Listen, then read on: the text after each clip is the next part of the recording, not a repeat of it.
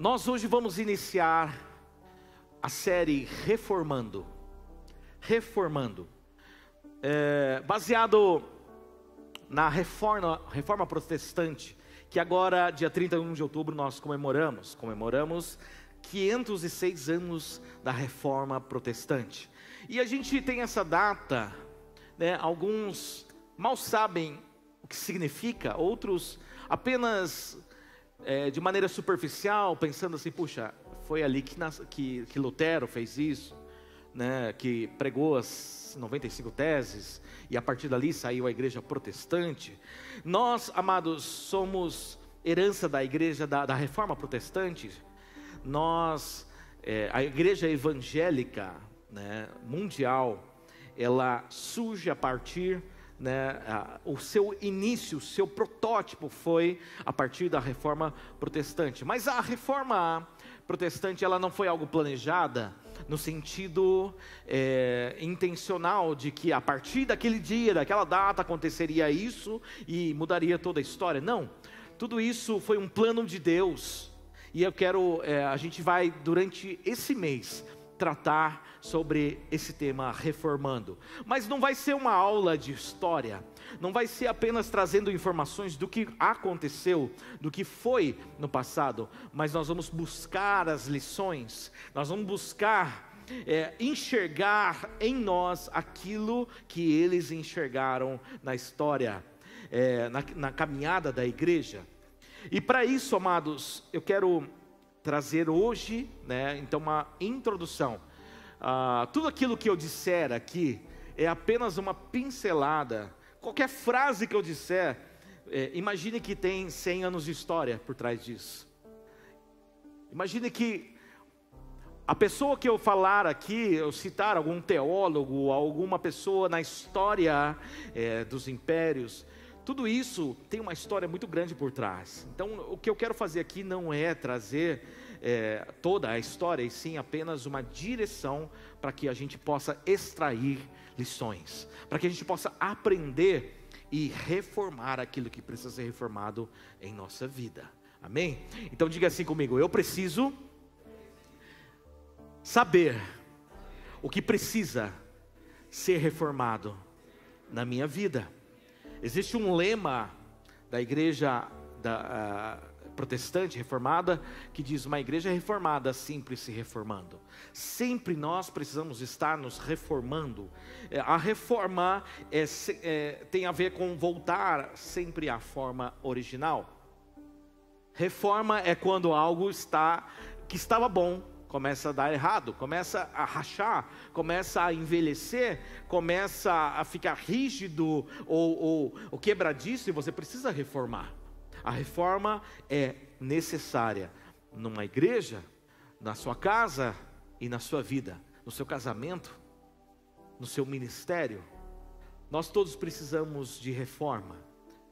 Uma igreja que começa de um jeito e não quer mudar, não quer evoluir, essa igreja ela vai se deteriorando, vai se desligando do seu propósito, vai ficando antiquado para a sociedade, e pessoas começam a olhar e falar: não, aquilo lá não vou não, daquele jeito não dá não. Por quê? Porque a gente começa a se distanciar daquilo que é a sociedade. A sociedade está em constante mudança, a igreja precisa estar em constante reforma.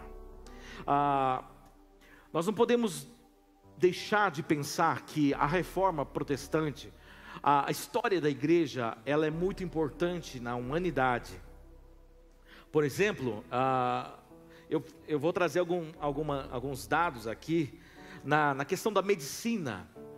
O que a igreja foi importante na questão da medicina? Sabia que hospital, até certo ponto da história do homem, o hospital era um lugar onde você colocavam pessoas doentes para morrer lá.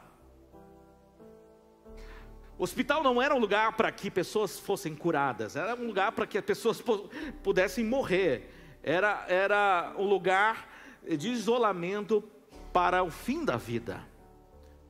E os cristãos da época tornaram os hospitais lugares de cura, lugares de tratamento. E olha só, a primeira definição de hospital, a definição francês, diz que é uma hospedaria para cuidar da saúde e da salvação em Cristo. Então, pense, queridos, que o que a gente vê de hospital hoje em dia, por exemplo, Santa Casa, né? Muitos hospitais, eles tiveram uma origem lá atrás com cristãos que entenderam o seu propósito, entenderam a diferença que elas precisariam fazer para o mundo. Universidades, por exemplo, a gente pensa nas universidades hoje como um antro de Satanás, né? Como um lugar onde os nossos jovens podem se perder, podem cair, podem se desviar. Mas o princípio de muitas das universidades que fizeram história no mundo, como por exemplo Harvard, são homens e mulheres de Deus que entenderam sua missão e fundaram universidade. A visão, sabe aquele lance da visão e missão? A missão de Harvard, eu não tenho ele aqui escrito, mas é mais ou menos assim: levar as pessoas através do conhecimento ao conhecimento de Cristo. Veja bem como que o cristianismo ao longo da história foi tão importante para a formação da sociedade nos dias de hoje. Arquitetura, por exemplo, quem vai estudar arquitetura precisa passar pelo estudo da história do cristianismo, porque a arquitetura cristã marcou a história da humanidade. Nas artes, as pinturas com temáticas bíblicas. Agora, uma coisa que eu sabia mais ou menos, mas eu fui pesquisar. Na música, havia um compositor, um dos maiores da história, chamado Johann Sebastian Bach, né? Então Bach, né? Você conhece por Bach? As partituras das músicas que ele fazia começava com JJ.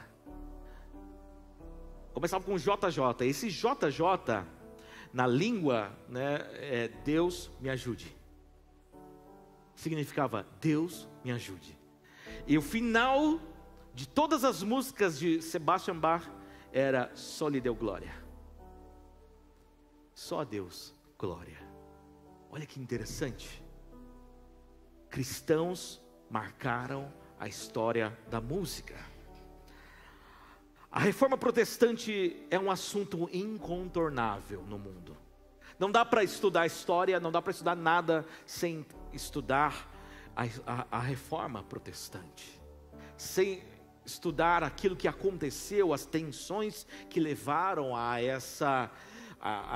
esse estopim, a esse estouro. E quando nós falamos de reforma protestante, a gente imagina que era a igreja católica, daí virou a igreja evangélica, mas não era só isso. Isso mudou política, isso mudou a formação social das pessoas, isso mudou a maneira de pensar das pessoas. Mas o que nós precisamos entender de início é que nós sempre precisamos de reforma. O mundo precisa de reforma constante. A igreja precisa de reforma constante. A minha vida pessoal. Sabe por quê? Porque nós somos cíclicos. A nossa situação diante do evangelho, ele é cíclico, do ser humano. João Calvino diz o seguinte: o coração do homem é uma fábrica de ídolos. Inevitavelmente, amados, sempre nós vamos buscar criar um novo ídolo. E não estou falando só da imagem religiosa. Pode ser o próprio pastor, pode ser o próprio líder ministerial, um ídolo. Nós estamos sempre suscetíveis a colocar um ídolo no lugar de Jesus na nossa vida. E por isso, deixando sempre a palavra para trás. Eu quero começar essa série lendo um texto da Bíblia.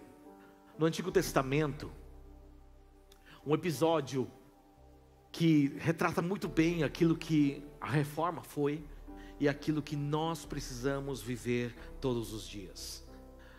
Está lá em 2 Reis, deixa eu tentar, mexe aí para mim para que eu consiga.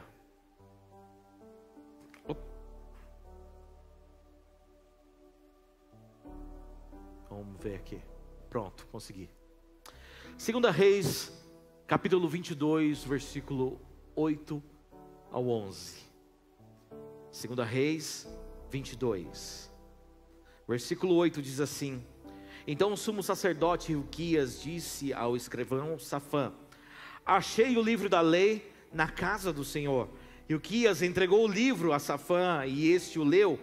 Então o escrivão Safã foi falar com o rei, ele deu o relatório dizendo: os seus servos contaram o dinheiro que estava na casa do Senhor e o entregaram nas mãos dos que dirigem a obra e tem a seu encargo a casa do Senhor. Depois o escrivão Safã anunciou ao rei: o sacerdote Hilquias me entregou um livro. E Safã o leu diante do rei.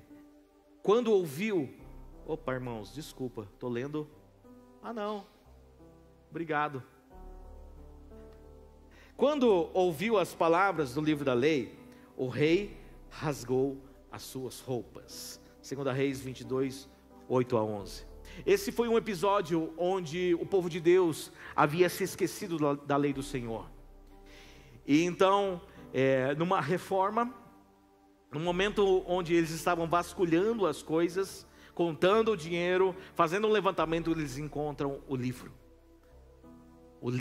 da lei. E o rei, quando pega esse livro, quando ouve Safã lendo, ele rasga as suas vestes diante daquilo que ele ouvia. 506 anos da reforma protestante, agora dia 31 de outubro. Foi em 1517 que aconteceu isso. A reforma, o estopim da reforma protestante. Mas o que foi a reforma protestante? A reforma protestante foi um retorno aos princípios do Evangelho. Mas por que precisou retornar de onde eles estavam? Onde a religião cristã estava nesse momento? A religião cristã, ela estava num momento muito caótico. Um momento onde eles haviam deixado o livro, onde não se lia mais o livro da lei. E 3 pontos resumem a base dessa reforma. O primeiro ponto é a justificação pela fé. O segundo, a autoridade das Escrituras. E o terceiro, sacerdócio de todos os santos. Mas vamos falar um pouquinho de como foi e da onde o cristianismo partiu e para onde ele foi. A primeira coisa que eu quero falar é sobre a forma. Se existe uma reforma, então existe a forma. Existe a forma original, certo? A forma original foi Jesus e os seus discípulos. Jesus, ele vem ao mundo como ser humano e a partir da sua vida, do seu ministério aqui na terra, ele começa a falar as coisas concernentes ao reino de Deus. Então lá em Mateus 5, ele fala o sermão do monte. Esse sermão do monte, ele é muito importante. Ele fala: bem-aventurado aqueles que choram, porque serão consolados. Bem-aventurado aqueles que serão perseguidos por causa do meu nome.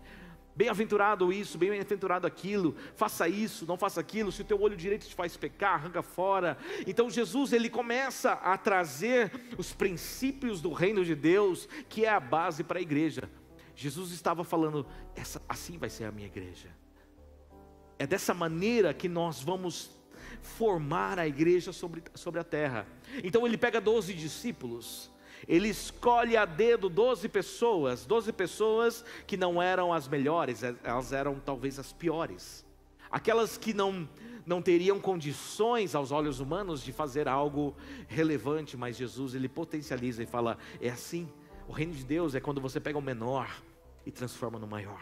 É quando aquele quem quer ser o maior, que seja o menor. Quem quer ser servido, seja aquele que serve. Então Jesus traz o conceito, e a partir disso, amados, Jesus é crucificado, Jesus ressuscita, e então em Atos dos Apóstolos, os seus discípulos começam a fazer uma história. Pedro estava reunidos em Atos 2, e eles oravam incessantemente, incansavelmente, porque eles queriam ver um romper para a igreja. E de repente, em Atos capítulo 2, veio um som de um vento impetuoso e invadiu aquele cenáculo, e todos começaram a ser cheios do Espírito Santo. Em Atos capítulo 3, Pedro, ele pega a galera que estava toda curiosa, ou falando mal, que eles estavam bêbados, e fala assim: varões, eu vim falar desse Jesus que vocês crucificaram. E Pedro começa a discorrer nas escrituras do Antigo Testamento, e dizendo sobre o testemunho de Cristo. E então 3.000 pessoas se convertem naquele dia. A igreja cresce, a igreja avança, a igreja é perseguida, a igreja se espalha. E de repente, lá em Atos capítulo 9, capítulo 8, acontece o primeiro martírio, quando Estevão ele é apedrejado, por causa do evangelho. E então um homem chamado Saulo, que era o perseguidor da igreja, ele vê aquilo, pega os vestes de Estevão, e consente com a sua morte. Mas em Atos capítulo 9, esse mesmo Saulo, que era um perseguidor da igreja, era um fariseu, era um cidadão romano, ele era uma autoridade para caçar cristãos. Ele está caminhando na estrada para Damasco, e de repente ele vê uma luz, cai no chão, ouve uma voz dizendo: Saulo, Saulo, por que você me persegue? Quem é você, Senhor? Eu sou Jesus, a quem você está me perseguindo. Naquele momento, Jesus, ele levanta mais um apóstolo, mais um instrumento que vai trazer o reino de Deus sobre a terra. Paulo, ele escreveu a maior parte das cartas do Novo Testamento. Paulo, depois de Jesus, foi o maior teólogo. Através das suas cartas, ele trouxe ensinos profundos para as igrejas da Europa, para as igrejas lá da Ásia, e para nós até os dias de hoje. E então Pedro, Tiago, os discípulos começam a propagar o evangelho e a serem perseguidos. Os livros apócrifos, eles contam um pouco sobre como cada discípulo, cada apóstolo morreu. A maior parte decapitada, outra parte crucificada. Não está na Bíblia, mas em um livro apócrifo conta que Pedro, ele foi preso, e ele seria crucificado. Ele falou: não sou digno de morrer como meu Senhor. Então viraram a cruz de ponta cabeça, e ele morreu de ponta cabeça. Mas havia um discípulo que não conseguiram matar. Diz as histórias dos livros apócrifos, que não estão na Bíblia, que eles pegaram João e tentaram matá-lo colocando num caldeirão de óleo fervente, para fazer pururuca dele. E quando levantaram a pururuca, não era, ele estava vivo. Falava: esse cara é imortal. A gente não pode dizer se isso é de fato, verdadeiro, porque não está na Bíblia. Mas o que é verdade é que ele não morreu de morte matada. Precisaram exilá-lo na ilha de Patmos, mas porque Deus tinha mais um plano sobre a igreja do Senhor. Deus permitiu que João vivesse as perseguições e fosse exilado na ilha de Patmos, porque ali ele receberia mais uma porção da revelação da igreja do Senhor. Após isso, amados, quero discorrer um pouquinho na história Os cristãos foram perseguidos. Os cristãos, eles precisavam se esconder para cultuar a Deus. Eles eram torturados. E no ano 54 depois de Cristo, Nero, ele era o imperador romano. Nero, ele põe fogo em Roma. E segundo a história, haviam 14 bairros lá em Roma. Dos 14 bairros, 10 bairros foram queimados, pegaram fogo e foram destruídos. 4 bairros não foram destruídos. Esses 4 bairros eram onde moravam os judeus, os crentes. Então Nero toma eles como álibi e fala assim: eles é que incendiaram Roma. Então os crentes foram crucificados e queimados vivos. No ano 70, o Vespasiano inaugura o Coliseu, aquele anfiteatro onde os gladiadores brigavam, lutavam. Mas muito mais do que um show de luta, de UFC entre os gladiadores, havia um show de morte dos cristãos. E quando, em comemoração aos 100 dias de festa, uma festa de 100 dias do Coliseu, foram mortos mais de 10 mil cristãos no Coliseu, de tudo quanto é tipo de morte. Leões comendo, eles pegando fogo. Era uma carnificina de cristãos.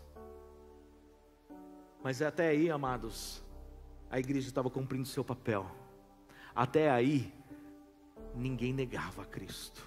Até aí as pessoas falam: você vai negar Jesus? Não. Então toma. Então você vai ser queimado. Existe na história relatos de pessoas que, enquanto elas estavam sendo queimadas, elas cantavam, adoravam o Senhor.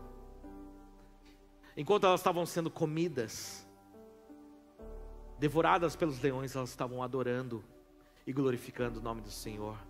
Tem alguma coisa de errado aí? Não tem nada de errado, porque a igreja estava morrendo por causa de Cristo. A igreja estava adorando a Cristo até a morte.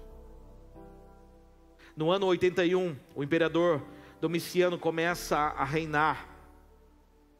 E ele foi o primeiro que rogou o título de Senhor e Deus.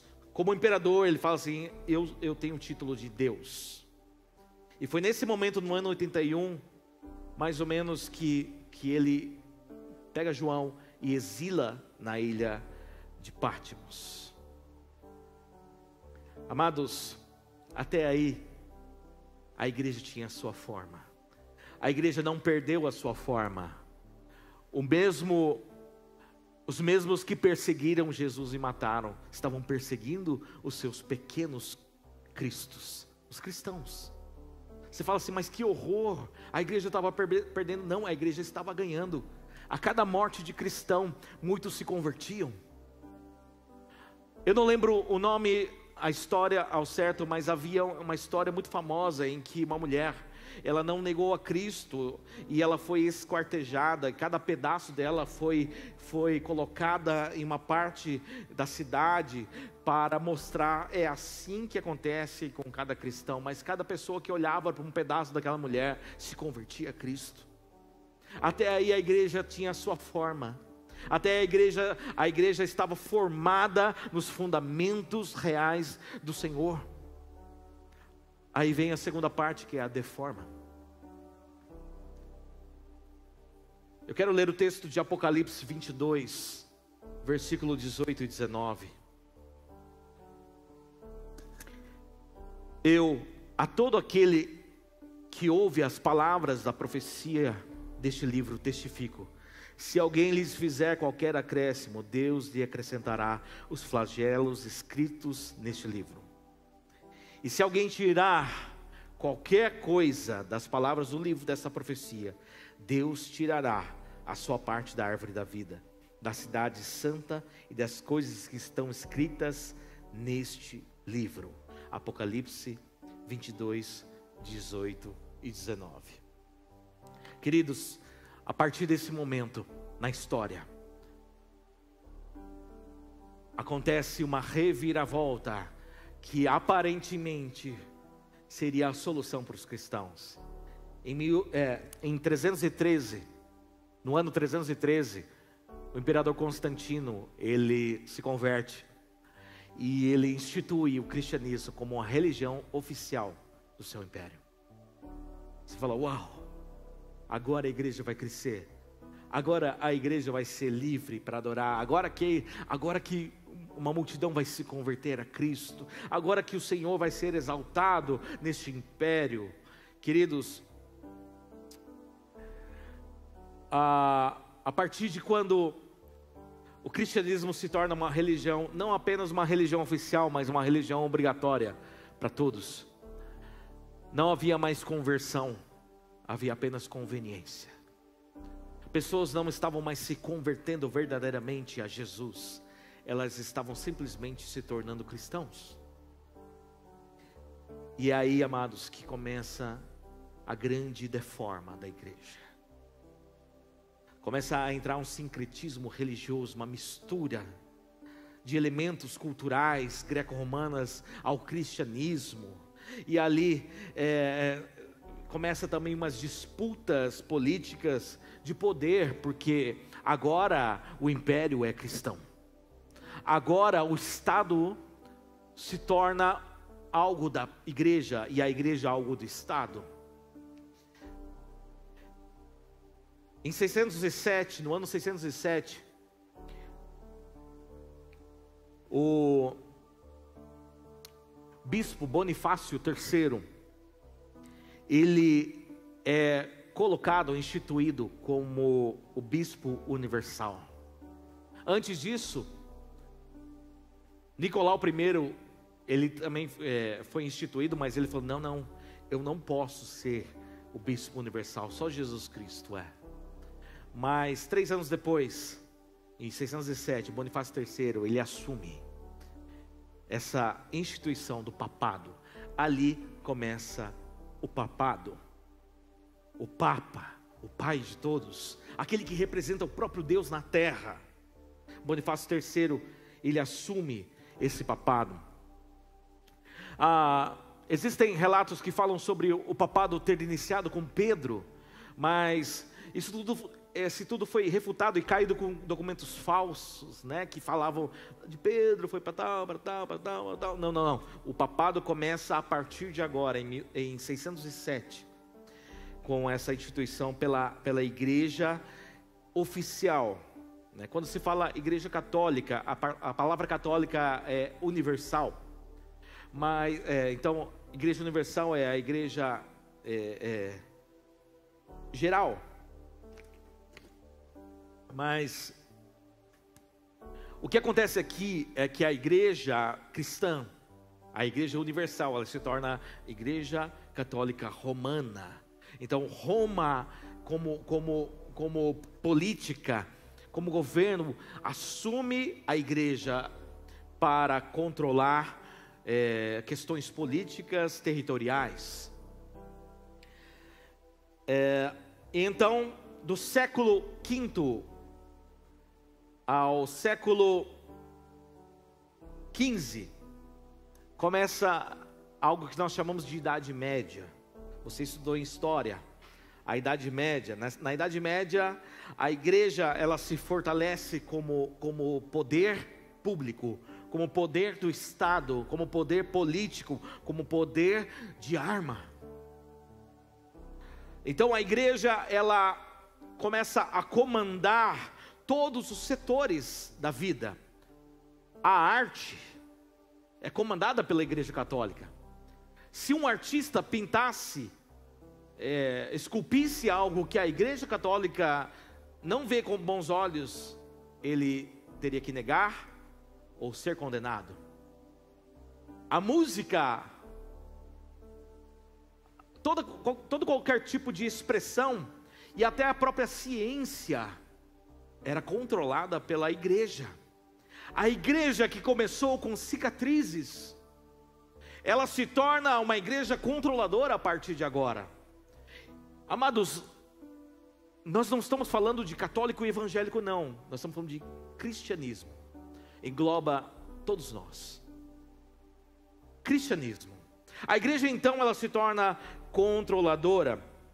No século XII ao século XVI é chamada a Idade das Trevas. A idade onde ninguém tinha acesso à informação. Onde as pessoas tinham muitas restrições no quesito educação, informação.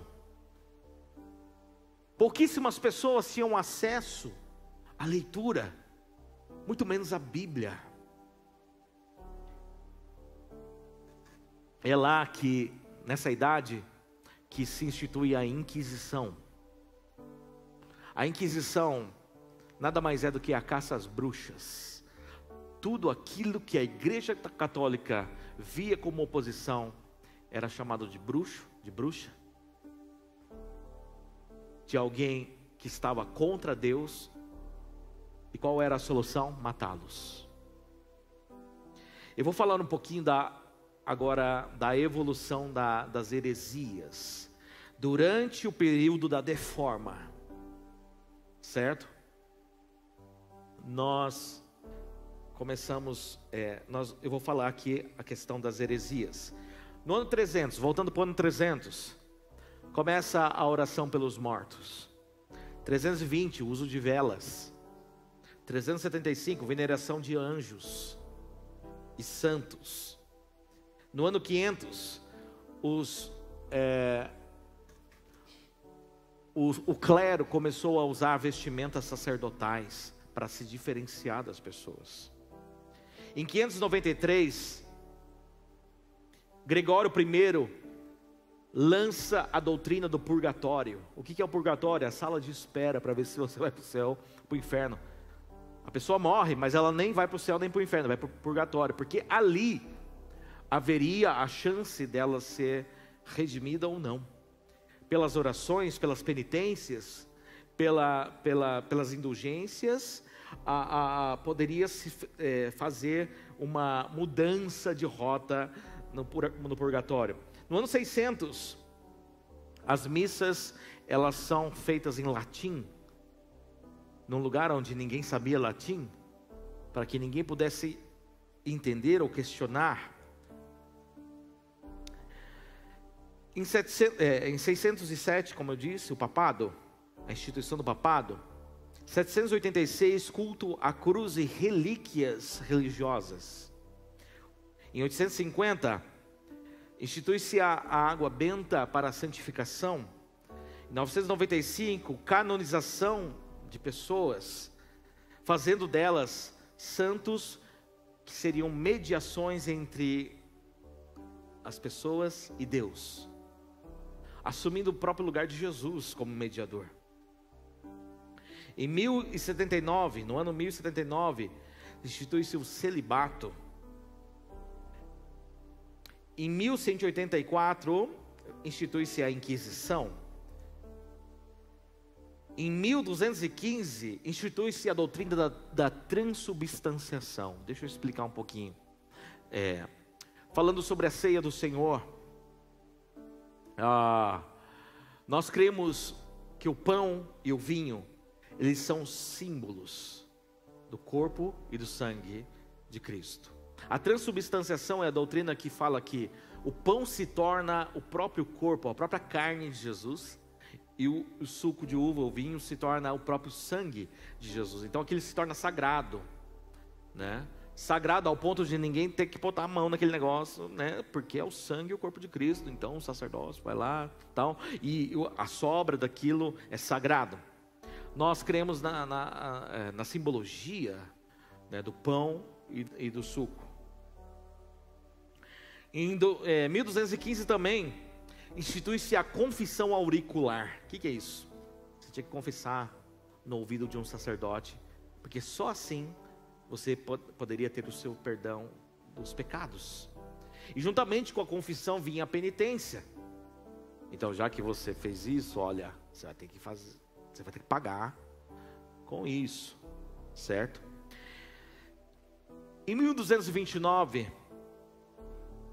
institui-se a proibição da Bíblia para os leigos. Quem são os leigos? Quem não é padre, quem não é sacerdote, quem não é monge, quem não é... Os leigos. Todos vocês aqui, de repente eu teria a Bíblia e vocês não. Então eu poderia falar de qualquer coisa aqui, dizendo que está na Bíblia, porque vocês não têm a Bíblia para averiguar isso. Em 1439, o purgatório é proclamado como um dogma pelo Concílio de Florença. Amados, tudo isso começou a deformar a igreja cristã, a ponto das pessoas não mais terem acesso à palavra e ao próprio Deus diretamente. Elas precisavam cumprir todos os quesitos para que de alguma forma elas pudessem ser aceitas pelas obras, por aquilo que elas faziam, por aquilo que elas podiam oferecer para o Estado, para a igreja e o Estado. Mas o ápice de tudo isso, o ápice de tudo foi em 1506, quando o Papa Leão X, ele precisava construir a basílica, o santuário, a Basílica de São Pedro, a famosa Basílica de São Pedro.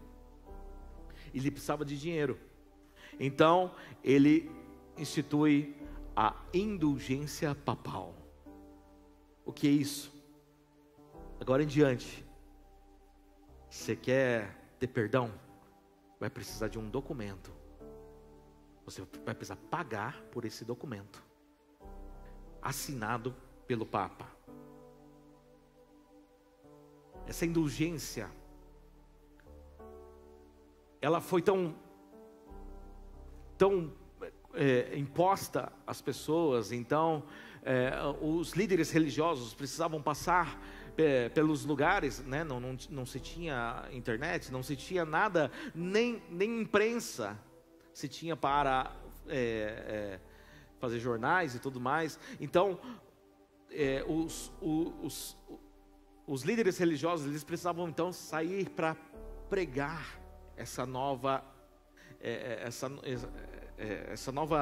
regra da indulgência papal e levantar dinheiro para a Basílica de São Pedro.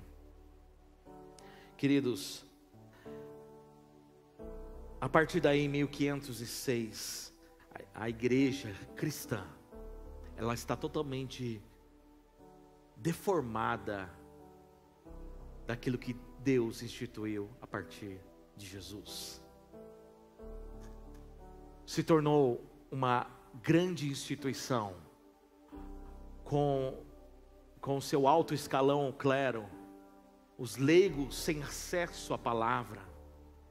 As pessoas, para adorar a Deus, precisavam pagar, precisavam sofrer, precisavam de alguma maneira tentar uma migalha de um Deus que entregou o seu próprio Filho Jesus para morrer na cruz. E então foi nesse auge da reforma que acontece então a reforma. Mas antes de falarmos sobre o momento onde Lutero prega as 95 teses, a gente tem que entender que Deus já estava levantando pessoas em lugares diferentes, incomunicáveis. Não eram pessoas do mesmo grupo do WhatsApp, não. Eram pessoas que não se conheciam umas às outras, mas elas estavam sendo despertadas, dizendo: peraí, isso não é igreja, isso não é evangelho, isso não é cristianismo que está escrito na palavra. Um deles, muito conhecido na história, chama-se Jerônimo Savonarola. Ele era um pregador, e com a sua pregação lá em Florença, na Itália, ele impacta toda a cidade para o retorno ao evangelho. Ele começa a pregar o verdadeiro evangelho lá na Itália. Mas em outras localidades, Deus levanta homens como John Wycliffe, John Wycliffe, ele se levantou contra pontos centrais dos dogmas da igreja medieval. Ele protestou contra as irregularidades do clero, protestou contra os ensinos errôneos, acerca da transubstanciação até, do purgatório, celibato, das indulgências. John Wycliffe, ele pregou contra superstições, sincretismos. John Wycliffe, ele pregou, batendo de frente contra a questão da valorização de relíquias sagradas, peregrinações místicas que se faziam para serem aceitas por Deus. John Wycliffe, ele morreu, mas mesmo depois da sua morte, ele foi considerado como um herege pela igreja no concílio de Constança. Outro homem é chamado de John Huss. John Huss defendia que Cristo era o cabeça da igreja e não o Papa. Ele defendia que a igreja deveria ser mais semelhante a Cristo. John Huss entendia que as escrituras possuíam a autoridade suprema a qualquer tipo de dogma, a qualquer tipo de doutrina. Ele acabou sendo condenado e sentenciado à fogueira. John Huss, ele, muitos anos antes de Lutero, ele, quando estava sendo queimado na fogueira, ele falou assim: vocês estão matando um ganso, mas Deus vai levantar uma águia que vocês não vão poder matar. Queridos, eu entendo que ele estava declarando uma profecia acerca de que Deus levantaria para o estopim da reforma protestante, que é Lutero. A história conta que John Huss, ele cantava salmos enquanto estava sendo queimado. Amados, eles são considerados como pré-reformadores. Eles estavam fazendo o pano de fundo para que Lutero, em 1507, chegasse a esse momento. Lutero era um monge. Na verdade, a história é longa, mas no momento que ele se torna um monge, ele abre em Romanos, capítulo 1, versículo 16 e 17, e leu: pois não me envergonho do evangelho, porque é o poder de Deus para a salvação de todo aquele que crê, primeiro do judeu e também do grego. Porque a justiça de Deus se revela no evangelho, de fé em fé, como está escrito: o justo viverá por fé.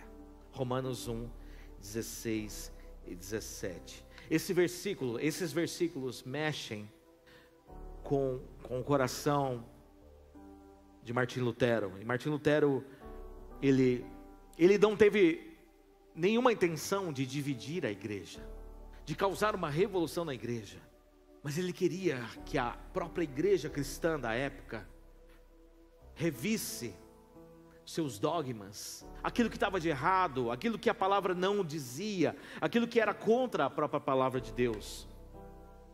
E então, quando a missão era propagar a venda de indulgências, havia um padre que foi até a região de Wittenberg, o padre Tetzel. Ele foi incumbido de pregar sobre a questão da indulgência. E alguns dias antes, Lutero elabora as 95 teses. E ele, dia 31 de outubro, prega na porta da igreja de Wittenberg. Aí você pensa, por que ele pregou na porta?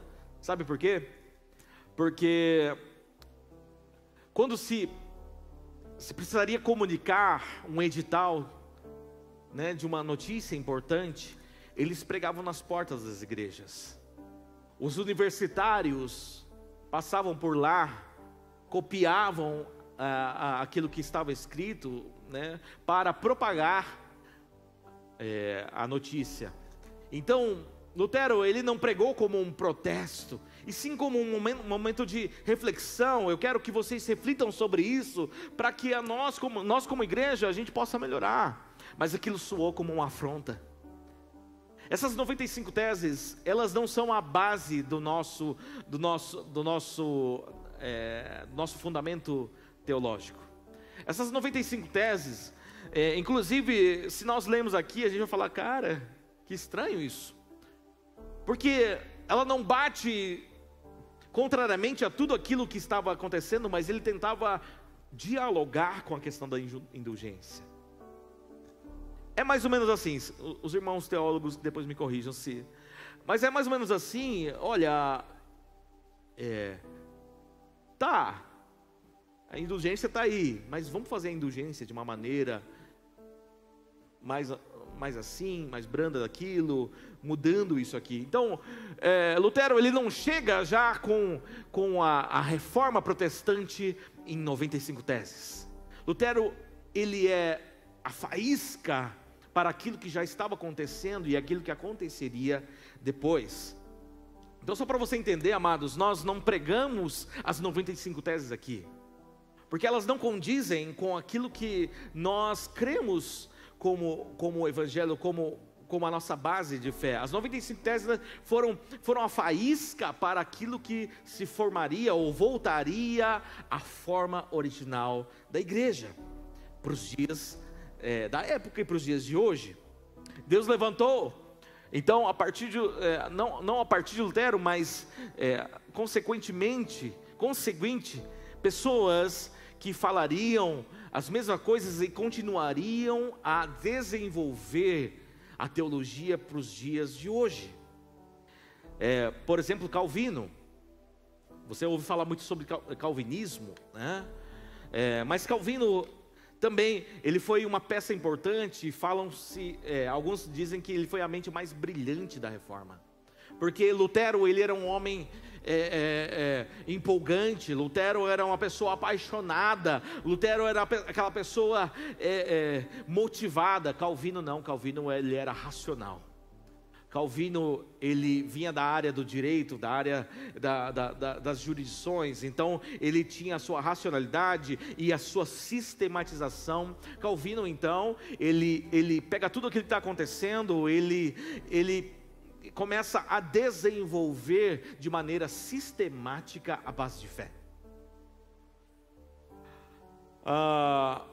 Todas as peças se encaixam naquilo que Deus faria e fez para a humanidade, colocando o coração, né, de alguns reformadores com a sistematização de outros reformadores. Por isso que é muito importante, amados, nós não tomarmos recortes da história, nem recortes da Bíblia como verdades. Todas elas são quebra-cabeças, são peças do mesmo quebra-cabeça que precisam ser construídas e entendidas. Então Calvino, ele sistematiza, né? Aos 26 anos, ele escreve uma das obras mais importantes do cristianismo para a época, que são as Institutas da religião cristã. Ele ali elabora, ele ali sistematiza os princípios que precisavam ser ouvidos e estudados. Ele cria a academia de preparação de obreiros para missões. Então ele faz daquilo que era um sentimento, daquilo que era um impulso, ele sistematiza para que pessoas pudessem aprender, estudar, pudessem espalhar aquilo que estava acontecendo de uma maneira mais sistemática. Bom, a gente poderia falar de muitos, Zwinglio, Erasmo de Roterdã, na Holanda, mas o Evangelho, ele chegou até nós por pessoas que derramaram lágrimas, que derramaram sangue. Amados, nós vamos durante esses dias trazer alguns pontos importantes acerca da reforma, mas tudo isso para trabalhar no seu coração, para que você veja, para que eu veja o que precisa ser reformado em mim. Como eu disse, Calvino diz que o nosso coração é uma fábrica de ídolos.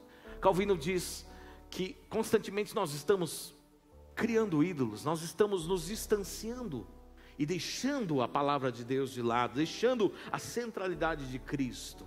A reforma tem a ver com a centralidade de Cristo. A reforma que precisa ser feita em mim e você tem a ver com centralizar Cristo na nossa vida.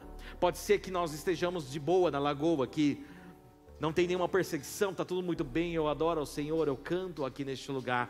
Mas será que nós estamos caminhando de acordo com as Escrituras? Será que a nossa vida está alinhada de acordo com os planos de Deus? Ou será que nós apenas instituímos como religião oficial para nossa família? Você vai ser presbiteriano independente e vai para a igreja. Filho, você vai para a igreja, não importa o que você está. Mulher, você vai para a igreja. Marido, você vai para a igreja. Será que nós estamos realmente nos convertendo a Cristo? Ou nós estamos apenas vivendo uma conveniência porque agora é oficial? Porque agora você é membro dessa igreja? Porque agora você gosta dessa galera? Porque agora você achou o lugar que tem ar-condicionado, um bom som, um bom relacionamento? É necessário que haja uma avaliação dentro de cada um de nós, para ver se o que precisa ser reformado, o que precisa voltar à forma original. Eu poderia falar de mais pontos aqui, mas reforma, para a gente encerrar, a reforma é o retorno à origem, é trazer de volta a forma daquilo que foi deformado. Nós precisamos de reforma porque o liberalismo ainda está devastando o cristianismo. Porque ser crente hoje é moda. Porque ser crente hoje é legal. Porque falar que você é evangélico é mais legal. Nunca foi tão fácil ser cristão hoje. Usar roupa de Jesus, ouvir músicas cristãs, porque tem rock gospel, tem rap gospel, tem pagode gospel, tem funk gospel, tem tudo gospel. Então ser gospel é fácil, porque é conveniente e é prazeroso. Mas onde está as lágrimas e o sangue daqueles que se convertem? Queridos, nos dias de hoje é necessário uma reforma, porque nós estamos a ponto de uma deforma.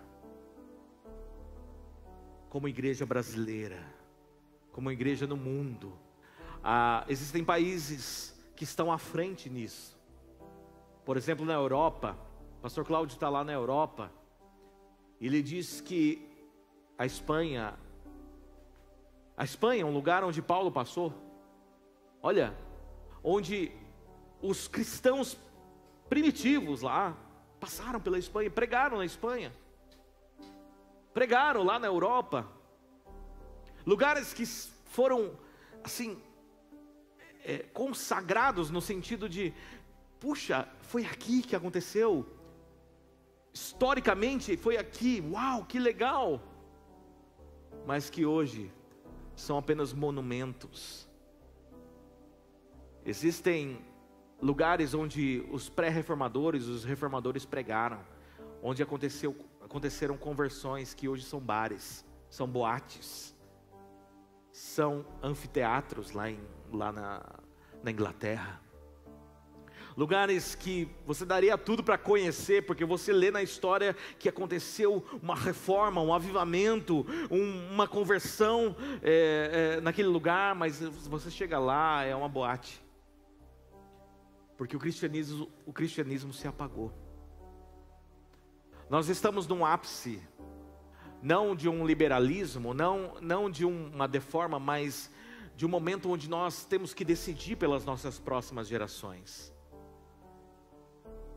Momento onde nós temos que decidir, porque você obrigar o seu filho a vir na igreja não dá certo. Trazer a sua família por conveniência não dá certo. Estava conversando com pessoas e falava assim, puxa vida, né? O meu filho cresceu na igreja. Hoje está totalmente destruído, está totalmente longe. Vinha na escola dominical todas as vezes. Nós precisamos de reforma. Nós precisamos estar firmes. O inimigo, como eu falei, nós falamos nos dias atrás, ele está ao derredor, ele está buscando um momento para devorar, para destruir a nossa vida. Por isso que o nosso cristianismo não pode ser institucionalizado, não pode ser uma conveniência, precisa ser uma conversão de sangue e lágrimas. Do contrário, nós estamos aqui só mantendo uma postura. E é por isso que é importante que nesse mês nós tratemos sobre esse assunto. Um assunto que você estudou na escola, um assunto que você viu em algum filme, um assunto que você já ouviu falar, mas que precisa ser uma realidade na sua vida, uma ruptura no seu coração, no nome de Jesus. Amém? Glória a Deus. Vamos ficar em pé nessa hora? Vamos colocar em pé. Nós vamos orar, nós vamos clamar, e eu quero que você ore para que Deus fale ao teu coração. Não sou eu quem vai convencer você, mas é a palavra de Deus, no momento onde você dá a ela liberdade, no momento onde você abre o seu coração e permite que a palavra de Deus faça uma transformação na sua vida, no momento onde você decide em deixar de ser um mero espectador do Evangelho para um fazedor de histórias. Eu chamo você, amado, para ser um reformador, para ser alguém que é impactado pela palavra a ponto de fazer diferença lá onde você está, para fazer diferença na tua escola, fazer diferença no teu trabalho, ser um reformador no seu trabalho, ser alguém que leva a palavra da vida, da verdade. Ah, mas a pessoa que trabalha lá comigo é crente. Mas quem disse, amado, que ela não precisa de uma reforma? Mas quem disse que por ela frequentar uma igreja, ela está vivendo um cristianismo de conversão? Mas é a partir de mim, a partir de você, a partir de quando nós entendemos a conversão em Cristo Jesus. A reforma é conversão a Cristo, não é uma conversão à igreja, não ao presbiterianismo. Eu estou aqui nessa igreja, eu estou na igreja church e tal. Não, amados, a conversão, a reforma tem a ver com você se converter a Cristo todos os dias, no nome de Jesus. Eu sou pastor, eu preciso me converter a Cristo todos os dias. Você é presbítero, você se converte a Cristo todos os dias. Você é líder disso, você é ministro de louvor, se converta a Cristo todos os dias, no nome de Jesus. Feche seus olhos nessa hora. Pai, em nome de Jesus eu oro, nós clamamos, nós buscamos a Tua face, Deus, diante desta palavra e da história do que o Senhor realizou na vida da igreja, Pai, nós nos convertemos a Ti, nós voltamos o nosso coração à essência, à forma original da igreja, que é uma igreja dependente de Cristo, uma igreja centrada na palavra, de uma igreja que busca a Tua presença e que vive a Tua presença até a morte, se preciso dar a própria vida por causa de Cristo Jesus. Senhor, desperta o nosso coração de uma vida de conveniência, de um cristianismo institucionalizado em nós, de um cristianismo imposto em nós, para um cristianismo de conversão genuína, completa e verdadeira, no nome de Jesus. Senhor, toca os nossos corações durante esta série de mensagens, para que a nossa vida não seja mais a mesma, para que essas mensagens se tornem divisores de água na nossa conversão, que alinhem o nosso coração ao Teu propósito, Pai, no nome de Jesus Cristo, nós assim oramos e agradecemos. Amém. Amém. Glória a Deus. Glória